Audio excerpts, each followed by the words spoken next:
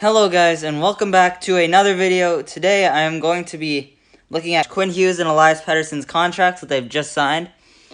I have not been able to record lately. I've been busy doing a lot of school, really. School sucks. Well, to be honest, it does. But I'm here. I have a few videos in the works, including this one, which I am recording right now.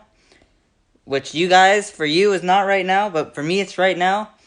So yeah, Jim Benning, he got Elias Pettersson and Quinn Hughes signed. Elias Pettersson got signed to 3 years at $7.35 million, and Quinn Hughes got signed to 6 years at $7.85 million.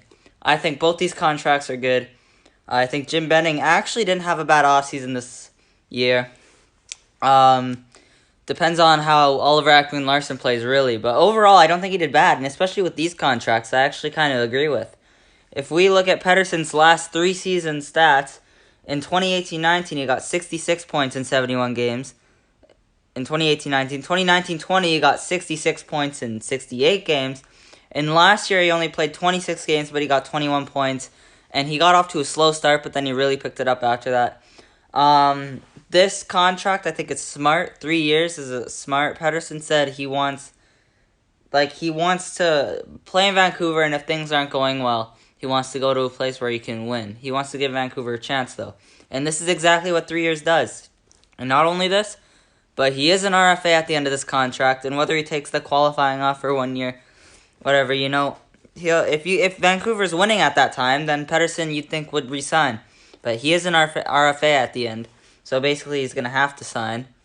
But no, I really do agree with this contract. And Quinn Hughes, considering what the market's like for defensemen this year, Heiskanen got over $8 million. Nurse got over $9 million. The fact that Quinn Hughes got $7.85 for 6 years, I think is a pretty good deal on Jim Benning's part. He's going to be there for a while. He's been very well. His defensive numbers last year were rough, but that's typically how it goes for the defensive defenseman. But he does get a lot of points. Like in 2019-20, he got 53 points in 68 games. He was a -10.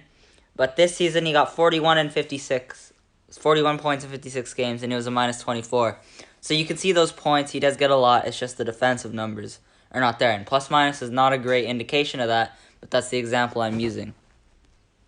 So really, both these contracts are honestly solid in my opinion. Like $15 million for the two of them, and Pettersson is cheap as well. Like in my opinion, 7.3 for Pettersson is kind of a little bit of a bargain. Like especially even if he puts up a point per game, like that's just good. Like what's a good example I can think of?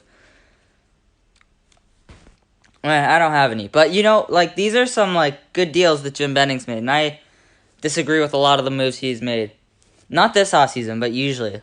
Let's look at some other moves. He made the Oliver Ekman-Larsson move, where he got Garland as well.